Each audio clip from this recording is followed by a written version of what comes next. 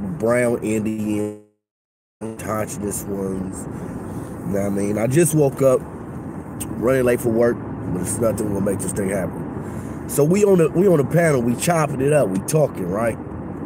And as we talking, I'm trying to ask certain questions. And you know, when you got multiple people that really want to conversate and really want to try to get you to understand something, it's like high energy and it's fast paced. So I was working on a tactic of conversating, pulling them into a direction and trying to make a point, but it's kind of hard to make a point with multiple people. So you really can still do it with multiple people. That part of conversation I haven't mastered, of trying to really corner the crowd, because they going in too many different directions. So it's kind of like trying to herd the crowd. So we chopping it up, and the main cat, I start focusing on him. And I asked him one particular question. I said, okay, we Indians, right? And I totally said, so after the government say we're Indians, everybody get the point, we're not African, we're Indians, and we get to the point to where they put us on our IDs, they mark us down in the system as we're Indians. What's next? You know what he told me? He said, now we go get tax-free. I said to myself, now we go get tax-free. I didn't understand that. I didn't understand that for the life of me. Now we get tax-free. So our whole mission wasn't for liberation. It was for a better seat in the United States. Are we just basically asking for concessions? So it's like we want a better seat in the U.S. to where we better than Africans. We just trying to find another way to get a step farther than Africans. Since Africans couldn't get this far in this much time, maybe if we tell them we Indian, we could at least be tax-free. That was it. There was nothing else. That this is our land. We was here first. We the Indians. We proved to them that we're Indians, so we get tax-free benefits. And one person said that they brung the Asian here and put the Asian in front of us. So I asked him, have you ever heard, kill the Indian, spare the man? He said, yeah, I heard of kill the Indian, spare the man. I said, well, that's kind of like, because that was doing a re-education program of the Indian. So basically what you're saying now is that they took you out of the front of the classroom, out of your seat, made you stand up in the back of the class, and put the Asian in your seat. And now you say you can't make A's in this class. Now your grades are failing in this class because you put the Asian, which is they call the Siberian, in your seat. And he was like, yeah. I said, well, when you should be trying to get out the class in the first place. You shouldn't even want to be in that class. And he thought about it. I don't know which guy that was. So what I'm trying to explain to the Aboriginals, Indians, copper color, autochthonous ones, I'm trying to explain to them, it's a dead end. You cannot explain to the United States how much of an Indian you are, and you get tax benefits, and they're going to say, here, take this land that we stole. Take this land that we went to war, fought, and killed for. Take this land from when we said we're going to go from sea to shiny sea. All you're going to have to do is go in there and tell the truth. And they're going to say, you know what? You're right. It's like saying all Iraq had to do that. This is their land. They here for, I'm an Iranian general and I'm Iranian. And he won't get attacked. That's like Afghanistan people have to say, I wear Afghanistan, prove that they was in Afghanistan first and they were getting attacked. I believe the only treaty the United States did not cross was the treaty with Morocco. The only treaty. It was the first treaty. I think that's the only treaty they didn't step on. Other one, they basically just did away with. So when we start talking about the Aboriginals, their movement is it's a dead end. Now, when they say the Pan-African movement, now the homie like to be like, oh, the Pan-Boo-Boos. I be on his head. He say the Pan-Boo-Boos. What else he call us? The Sardine Man. So, you know, I came with the Niggians. And I stopped calling them Niggians because of the negative connotation if other people start using it. So I said Albozos. And then I also came with the Snuggies. So between us two, call them the Snuggies. And Snuggies is a diss term to where it could be taken very wrong. It could be taken wrong. If I'm talking to the real Indians, that's a very disrespectful thing because Snuggie came from the blankets, you know what I mean, that was given.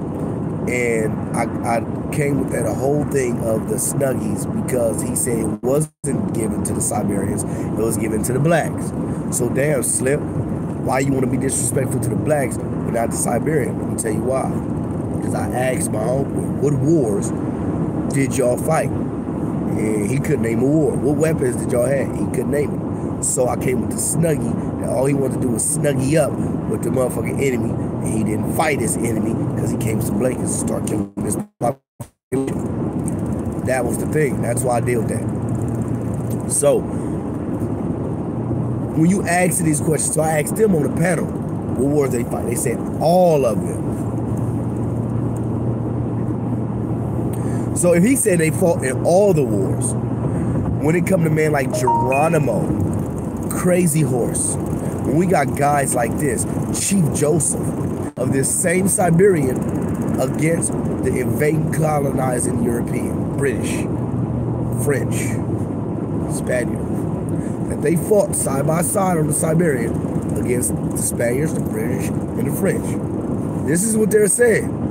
But then they're saying that they're different than the Siberian. I just don't understand. I can't understand for the life of me how the Siberian and the autonomous Aboriginal Indian, not African, how they get a history so intertwined with the Siberian Native American. I just don't understand that. Now let's talk about why it's a dead end. Because I said, well, the Pan-African movement can take it in a direction. And one of the things that we could do is, and I kept getting cut off at this time, is I was talking about AGOA. AGOA is a tax plan that was I believe it was like tax-free goods could come in like that. I have to read all the way through it, but it opens the American market up to African businesses. Now, you gotta understand, the United States ain't giving up nothing. Why did they do this? Well, one, the business market in Africa is weak, right? So with the business market in Africa being weak, sure, they could open up the market to African businesses and think that Africa not going to utilize it, which as they really not utilizing it because they don't have nowhere for their goods to land here, and America's not about to just open up shelf space for Africans. That's something we got to do. So my plan was, how about we just first buy land? Let's say if it's 50 people, 25 people work on the grid, 25 people work off the grid. And what we'll start to do is, the 25 people that's working off the grid is basically supporting our own grid supporting our off grid. That will allow us to build up, right? And then those off grid start to connect with other off grids, and then we'll start to be able to really actually do some real work. They're not going to get monetary compensation from this system that the United States have set in place. Their monetary compensation will come from a system that we set in place. And the system that we set in place will supply and feed the off-system people, the out-of-system. They wouldn't have to use their Social Security number. Why that will work? That will work because now we have money that will stay within our community. And then the dollar, if we go to use the dollar as a form of monetary gain, will start to gain more strength within our system. Really, we should use a different form of currency, but it will start to gain more strength within our system. And that's where the money was actually start to gain. You know what? That's a good idea. This and that. It don't matter. You want to call yourself African? That's what he said. It don't matter if you're Indian, the term, don't worry about it. It don't matter. Cool. If it don't matter, why not just go with African? But evidently it do matter because we're not them. Well, if it don't matter if you call yourself Indian, why should it matter if you call yourself African? This is what I just can't seem to understand. The Aboriginal whole mission is to prove that they're not African and get tax-free benefits from the United States. I just can't seem to understand what goal are they trying to achieve. And that's one thing I'm trying to get. Long-term effects. Long-term effects is that their children are going to say that they're not African, and they're going to fight against being Africans and an Aboriginal, brown, autochthonous, Indian, not Africans, are going to be at odds and going to be at war with our children. Our children are going to fight in the future. That's basically what's going to happen. They're going to be like the Tutsis and Hutus. That's basically what's going to happen. And we're setting ourselves up for failure because, one, the Aboriginals are setting themselves up for genocide, and the Foundation of Black Americans and the ADOS are setting themselves up for genocide because you are isolating yourself up for the rest of the world. This is another stupid thing that ain't going backwards. I think it's stupid. And you can consider it an attack. It is an attack. It's stupid because everybody else is playing a global game. And here come the Aboriginal, autochthonous. Everybody else playing for a global market. And you the only ones not going global. Excuse me. That don't make sense to me. Why not go global? It don't make sense. Like, it's time to go global. The Pan-African movement, which actually started outside of Africa. You know what I mean? And I haven't studied if there were any Pan-African movements. Couldn't find them in Africa. The earliest movement I found was in London, and then it had the Pan-African Conference, which that attended. Started outside of Africa, and it's gaining steam in Africa. Pan-African movement, more Africans on the continent of Africa is pushing the Pan-African movement and the Pan-African Conference. And these things are starting to take place. You have the United States of Africa, Africa becoming one. Why the Pan-African movement is powerful? It's powerful because, one, outside of Africa, there's a large African population outside of Africa. Inside of Africa, there is yourself Aboriginal, autochthonous, not African, brown Indian. Because they say they're not black. That sets you ahead. Now, Africa, to us in the United States, is our China. That's our China. I don't know why we don't see this. We are the funders. We fund things in Africa. And with the boost that it'll give us, with initiative like AGOA, we could open up the market, African market, to United States so-called. Now, when we start talking about this, let me say this. The United States market is saturated. And the United States businessmen know this. And this is how us, on the bottom level, can find out and understand that it's saturated. Because we want to jump in the game late and get these goods and try to sell these goods to a saturated market. This is how you could go in your community, go to your neighbors. Ask them to look in their garage. If you look in their garage and it's full of shit, that's how you know it's saturated. So basically, you want to try to sell this people something. They got a gang of stuff inside their garage. Christmas and birthdays after that, next year is gonna come. I'm gonna pack it up, put it in a box, put it in the garage, put it in a bag, put it in my garage. This is the people that you're trying to sell things to. You go to Africa, they don't have a garage. I know they have garages. I know they have big, beautiful homes. But when you look at their homes, you don't see it packed with stuff that they're not utilizing. Hey, they might do. They might, I don't know, but there's still a large untapped market out there in Africa. The brother also said something. He said, they want to dress like us. They want to be us. They come here for our resources. They want to have our style. Another reason why your movement is stupid. I don't say stupid because it is stupidity for you not to package your culture and go sell it in Africa. You don't find that stupidity that you, excuse me, that I brung up the Korean. The Korean, when you go to the beauty supply, they packaging up your culture and they selling it to black women. And I said, look, when you go to the beauty supply, only thing you see is black women pictures on these Korean businesses. And he was like, our women shouldn't want somebody else's hair on their head.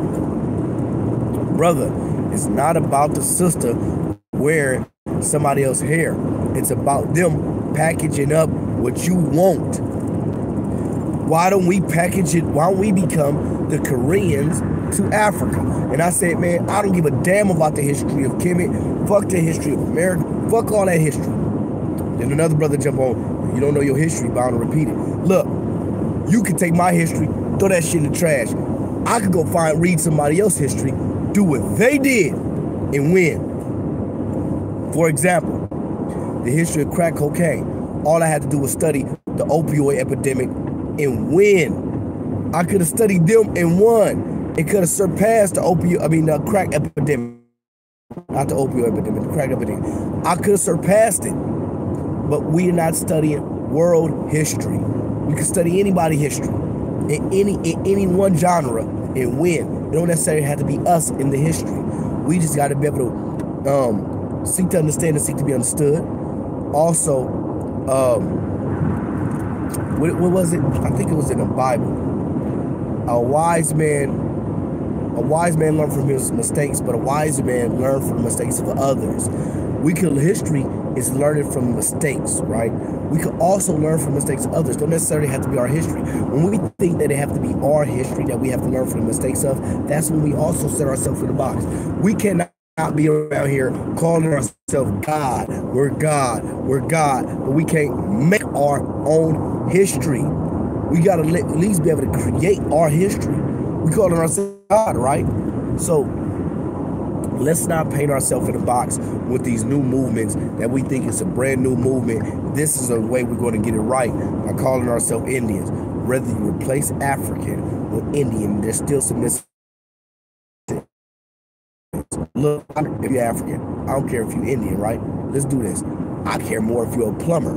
I care more if you're an electrician. I care more if you're, like right now, being African, I'm Pan-African. I'm an African. I push my African line. But being African ain't what's getting me paid. Air conditioning refrigeration technician. That's what's getting me paid. This is my air conditioning refrigeration meter. This is my meter right here, right? So this is what's getting me paid. This is what's pushing me forward. This is where I'm seeing gains from. So we need more people in trades, more people in position. Africans in top spots. So when we start putting Africans in top spots, now we start to see a different movement, a different thing, a different dynamic happen. When we start taking these Africans, put them in top spots, ants, and start working like ants, getting these crumbs, bring them back to the working. We can learn from the history of an insect, the history of an animal. You know, the wolf, the strongest walk in the back, so they could see the whole front and move at the pace. And then they strategically set up when they start to move. We need to do that. This is what I'm talking about when I learned from the history of everything and everybody. So now, how can our different movements work? I say this in all my videos. The Hebrew Israelites, I don't believe in the motherfucking Bible, but it works. Why? Because Christianity is a hindrance to the African people. One, African work as a banner term, and off of that, African is the root in the trunk. Aboriginal, Moor, Hebrew Israelite, the Nafsi, all that are branches off of that tree, right? Zimbabwean, Ghanaian, all those are branches off of that African tree. Now, those branches all come together when we do different things. And I'm gonna go back to the Hebrew Israelites. They are our direct answer to Christianity. Moors are our answer to dealing with this European system, and also setting up our system when it comes to law. We need laws that we abide by and to set up our own laws. We can't try to define ourselves as black because you're dead in the eyes of law. What law? I don't care about that law. I want to be dead to them. I don't care about their law. Don't matter. I do not define myself off of European law. So that's what I'm saying. We need to start to work on our own shit, our own accord. So they work when it comes to that. Let me see. The Pan-African movement and the Africans, the RBGs. The RBGs are our ambassadors. They're the ones going to these other places and connecting with other African colonies and other African enclaves around the globe. You feel what I'm saying? The Aboriginals. Now, at first I didn't know where the Aboriginals come in at, but they are going to work in what's over here in the West and conquering and locking in the actual enclaves that's over here within the United States. And because they want to love America, right? They love America. We love Africa. We love each other. We connected. African history and those of us here in Americas are a part of that history, which give us a global presence and a global history now. Now our history is global. All we got to do is connect and say we're the same people. Now we got a global history. And with a global history, we're more powerful than having just a continental history. This is the thing. So Africans could look over here and look at the great things we've done over here in Americas and say, yep, that's our history. And then the Aboriginals could look at the African history and say, you know what? That's our history. Now we got a global presence and a global history to where we're one people and we're pushing on as a people. You feel me? But no, motherfuckers want to separate the history. And if we look at it like we're military, I'm about to go. I'm going to run up in here real quick. So let's look at it like this. We got the African American military. This is what we was called before we found out this new information and found out that we're Aboriginals and Indigenous ones and not African Indians, right? So now we found out this new information. We have to realize that we're not Africans. Okay, so we're no longer with the African American military. What is that doing to the African American military was here? It weakens it. It's basically like we got 4 tires, right? We got 3 flat tires, but we're going to take air out this one inflated tire and try to share it with the rest of the tires. Now we got 4 flat tires. You feel what I'm saying? Even if you do start to put air in the rest of these tires, you still took air out of another tire instead of fixing the problem. And that's what that is. It's a band-aid. It's a concessionist movement. Maybe y'all could come here and put inside the comments how y'all not a concessionist movement. You feel me? You dig? So yeah, let's go from there, man. Let's actually build. Work on getting trades. You're not going to win by saying you're a brown Indian and asking this government. Look, right now, the poor whites is ready to fight the rich whites. They are pushing a civil war. They feel it. A civil war is coming. Not necessarily just you, but amongst each other. They know when they say civil war, they're not talking about you because you're not a part of the nation. They talking about each other, man. And they are about, let me tell, like, here we go. The whole Confederate thing. When the Confederates tried to break away, they went to war. So this video is me going to war with the Aboriginal, Indigenous, not African brown Indians to bring y'all back into the fold. Y'all can't leave the fold. It ain't gonna happen. I'm gonna stay at y'all next. I don't give a fuck. People say, oh man, you might as well leave it alone. Let them go. Let us keep moving. Hell no. I'm still moving. I'm on my way to work to continue my education in my trade. And I go and I constantly bring brothers brothers, it would mainly be the brothers, through there, through the engine room, tell them about the industry room, tell them about the I have here, and I told them they check in, give them my phone number, check in the class, I help you pass it. I'm playing my part. Right now, I'm playing my part. So we all have to play our part. We all need to stop trying to fight America, right? Because that's like swimming an uphill battle. I mean, swimming upstream. Turn around, swim downstream. Connect into America's monetary system. In the monetary system, we can start to connect in and pick a country. It could be a country in Africa. It could be Haiti. It could be Jamaica. It could be Cuba. Start picking. It could be Brazil. All of us here in the United States have to pick countries to where we could be the delegates of those countries. In the Aboriginal, not African, brown American, autochthonous Indians, let me explain something to y'all. Another reason why y'all fight an uphill battle. When you go to when you go to Brazil, that's in the Americas, right? Brazil is considered to have the largest African population outside of Africa. When you go to Peru, and I asked my brother that I work with at this company right here, at this company I work with, his father is from Peru. He said, yeah, man, we love our African roots and all we African. In Peru, they have an African population. You're going to have to go over there and teach them that they're Aboriginal, that they're from them lands, they're not from Africa. And that all that energy that you spend in trying to re-educate the people, you could just go on with the African wave and stop swimming uphill.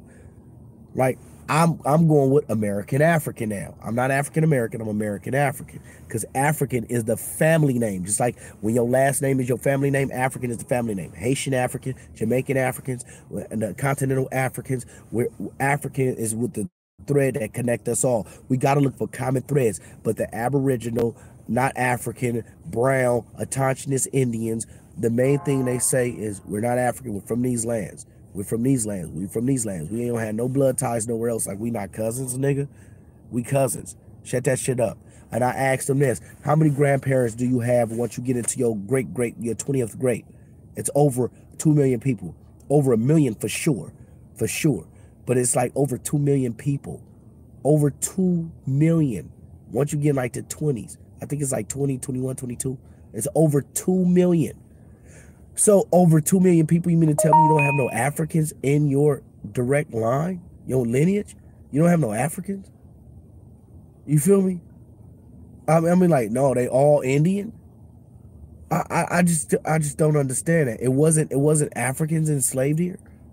It was, how did they get here? Show me your records. Okay, I could do the same thing. Show me your Indian alphabet. That, not the Cherokee one that was done like I think in 1956. Not the Cherokee one. Show me your Indian language. Your Indian language with the phonics. I mean, with the written letter. There isn't any. They don't have that. Well, we have hieroglyphics was done here first, and everything was done here first, and everything they compete with is African history. Why compete with yourself? But anyway, I'm gonna go ahead and leave it at that, man. I do enjoy talking with them brothers, you know what I mean? Because they say that I'm lost. And I'm like, y'all have no history. Y'all got an isolationist, concessionist ass movement. You want to isolate yourself from the rest of the people and then really try to say you connect with America. But when you say you're not African, all those that call themselves African in the diaspora, you basically disconnect yourself from the diaspora. We're not even just going to talk about continental Africa. We talk about the diaspora. And you connecting, there's an African diaspora. Just that. There's no American diaspora. Then I asked them, well, what lands did y'all go and conquer? They dodged it again. Man, look at this. Look at this. They're becoming like the Hebrew Israelites. When you talk to them, they always want to bring up a scripture. These motherfuckers always want to bring up a picture, a cartoon. They bring up a cartoon, a fucking cartoon. Cuz you bringing up a damn cartoon and who is the author of that? I want to look it up. Oh, it's in a British museum. So now because it's in a British museum, it's truth. The same white man that lied to us, I'm supposed to believe it now because they've given us our history again. I just don't understand that for the life of me. But you feel me? But it is what it is. I'm about to go ahead and go. Y'all stay safe. Power to the people. We got to look at what matters most. You feel me? And what matters most is that we start to connect and we start to have trades and we start to create these guilds and create these secret societies of our trade again. Start connecting with each other on your trade. When you start, I mean, when you trade, whether it's bookkeeping, whether it's what I do, refrigeration, electrical, when you start to connect with other people on that particular trade, people that look like you, connect with people that look like you in that trade. Because I ain't gonna lie to you, the white folks, basically, when it comes to refrigeration, and you don't get a fair shot, you know what I mean? They lock you out, and it's a lot of information. Once you go in there, they don't tell you. They was using me as the gopher. I was the grunt. You know what I mean? Even though I was catching on way faster than those that been in it, and I was also showing a lot of skill in this particular thing. I done worked with companies where they fired all the blacks, and they fired except two of us. And when the one white guy was damaging company property, and they had two white guys getting kicked out of companies, they said they didn't want them to come back. So they losing accounts. When you have these black guys getting referred, saying, you know what, send them. And they fired the black guys. And they also was giving us the raggediest trucks, all types of shit. Then they gave, after the people started requesting me, they gave me a beautiful brand new truck with 0 miles on it and all that. But then when I quit, they was pissed off. Bring me back my truck. Bring me back. It was pissed off. It's all good. I ain't tripping. It's time for me to move. You will fire my people. I'm out of here. That's the moves that we have to start making. When you start going against my people like that, then I can't stay with a company and help build a company like that. They called me in the office, and they wanted the owner, because people start to call and request me. The owner had to call and talk to me. He wanted to know, why are they requesting you? What kind of person is this? He wanted to meet me. And what are you doing? And he wanted to know what I was doing. They was taking notes on what I was doing, why they called and requested me. And I was telling them why isn't it taking me less time than everybody else to fix stuff? What's going on? What are you doing? They basically was asking me my tactics. And at first, I thought I did something wrong while they called me in the office. You know what I mean? Because he sat in there, and another guy came and sat in there, and they was writing stuff down. They was like, yeah. So, and if there's anything else you think that we could do to make it better, once I heard that, I'm like, oh, I see what this is. And I was like, well, yeah. Well, one thing I'm doing is try to find tools to consolidate my tools. And like this tool right here, this is a multi-tool. I could use this instead of using multiple screwdrivers. That save me time. Instead of reaching through my bag for screwdrivers, I grab that one screwdriver. I know that's a multiple tool. I start doing this, and I'm start telling them, once I'm like, whoa, let me slow down. I stop telling these people how to run their company. That's another thing. You know what I mean? You go in there, take blueprints of their company. Take a blueprint of their company and start building your own. We are still enslaved. Slavery isn't just Harriet Tubman getting up and running. Slavery is also you running away from the company that you work for. Run away. And this is the thing. It's not saying that we're Indian and it's the new information. I said I was gonna leave, but I had to put this out there. This is Indian, we the new information, and this is how we leave, and this is how we save, this is how we win, because we get taxes from America. No, fuck that. This is how we win. We win by understanding that you still got to run away. The slaves back then, right? They knew something that we didn't know. What did they know that we didn't know? They knew that the power of run away. We basically lost the mindset of run away. We don't run away from the plantation. They ran away and built. We have to run away to our own companies, our own businesses. We have to start to have these conversations, or our panels should be talking business. This is what we have to start doing. And I'm about to start doing these live streams. I just found out how I could do it, the broadcast. I didn't want to let these broadcasts have access to my email and things of that nature. But I'm gonna start giving them access to my email and things of that nature. So it is what it is. So that way I could call people on the panel. We can start having these major discussions. I'm gonna see if I go live again today. I'm gonna try to Bluetooth it from what's the name? My tablet from my phone. I'm gonna see if that works, and we'll go from there. But yeah, we gotta run away from these companies into our own companies and make this thing happen and start building our society. Because we not in white America, we are not going to get a fair shot. We're not going to get a fair chance. And hell, and they are going to give it's nepotism. And I'm going to keep it 100. I don't hate it. I respect it. You know what I mean? The nepotism is cool. They just let all these motherfucking white boys out the back of this cop car. I wonder, that is crazy. They pulled up, I'm at a gas station. They pulled up at a gas station, let 4 white boys at the back of the cop car, and this white boy jumped out like, we're free. Now they all walking up in the store. But anyway, Yeah, we're not going to get a fair shot. And by we not going to get a fair shot, we got to start building our own structures. And by isolation, Foundational Black America, and DOADOS, and Aboriginal, not African, Autochthonous Brown Indian, that's not gonna work. You feel me? The Pan-African movement is the greatest movement that we have. Black is another term that's greater than Hebrew Israelite. It's greater than Moor. It's greater than Aboriginal, Black, Autochthonous, not brown, not African Indians. It's greater than any other movement besides the Pan-African movement, because Black alone. Negro is another term that's large, but a lot of people don't really use that. I'm gonna say that that's lower. Afro, I think African is African on top, Black second, and Afro is next. Matter of fact, you probably could switch Afro, African, Afro, then Black. Those two are fighting for second place. But homie, we gotta look at these terms that already connect us. Let's use there. Let's go from there. But let me go ahead and cut out. I gotta run to the store and make it to work. Y'all stay safe. I'm gonna try to go live again, and let's see if this thing works. So I can start calling people on the panel. We can have this conversation. All right, y'all stay safe. Out to the people. Okay, let's